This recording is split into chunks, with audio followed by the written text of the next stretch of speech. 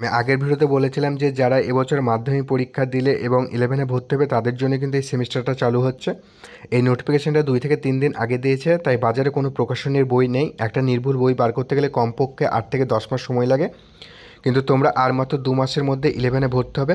ভর্তির পরই বই কিনবে পড়ার জন্য, কিন্তু বাজারে তো কোনো প্রকাশনীর বই নেই, তাই কোনো বইই পাবে না। তাই সরকার 3 থেকে 3.5 মাসের মধ্যে বই বার করতে বলেছে এবং নতুন পাঠ্যক্রম অনুযায়ী সেই বইটা বার করা হবে। একটা নতুন বই বার করতে গেলে কমপক্ষে 8 থেকে 10 মাস সময় লাগে এবং সেটা 3 থেকে 3.5 মাসের মধ্যে বার করা খুবই কঠিন কাজ। তার জন্য একটা টিম গঠন করা হচ্ছে এবং বই লেখার পর সেটা রিভিউয়ে পাঠানো হবে যাতে ভুলগুলো সংশোধন করা যায়, এবং ভুল সংশোধন করে আবার সেটাকে রিভিউয়ে পাঠানো হবে। সব কিছু ঠিক থাকলে টেক্সট বই নম্বর দেওয়া হবে এবং তারপরে কিন্তু ছাপানোর কাজটা আরম্ভ হবে। এই গোটা প্রক্রিয়াটা সম্পূর্ণ করতে কিন্তু সময় লাগবে 3 থেকে 3.5 মাস। আর তোমাদের মনে একটা প্রশ্ন উঠতেই পারে যে তাহলে আমরা 3 থেকে 3.5 মাস কী পড়ব।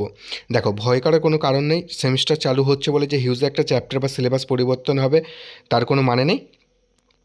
কিছু চ্যাপ্টার বা কিছু সিলেবাস পরিবর্তন হবে।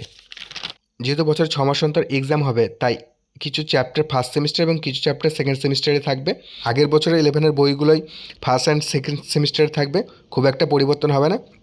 তবে তোমাদের কিন্তু এবার আর বড় কোশ্চেন থাকবে না। যদি কোশ্চেন থাকে মাল্টিপল চয়েস কোশ্চেন সব থেকে বেশি থাকবে, তাই তোমরা বাজার থেকে কিন্তু মাল্টিপল চয়েস বই কিনতে পারো এবং আগেকার বইগুলো ফলো করে সেগুলো পড়তে পারো, যাতে যখন বই পড়বে তখন তোমাদের যাতে অসুবিধা না হয়।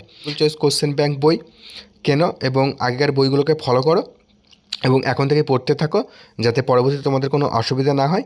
আর সমস্ত ইনফরমেশন কিন্তু তোমাদেরকে এই চ্যানেলের মাধ্যমে দেওয়া হবে। তো তোমরা চ্যানেলটাকে একটা লাইক, একটা কমেন্ট এবং সাবস্ক্রাইব করো, করলে আমারও ভালো লাগবে তোমাদের জন্য ভিডিও করতে। তো দেখা হবে আবার পরবর্তী ভিডিওতে।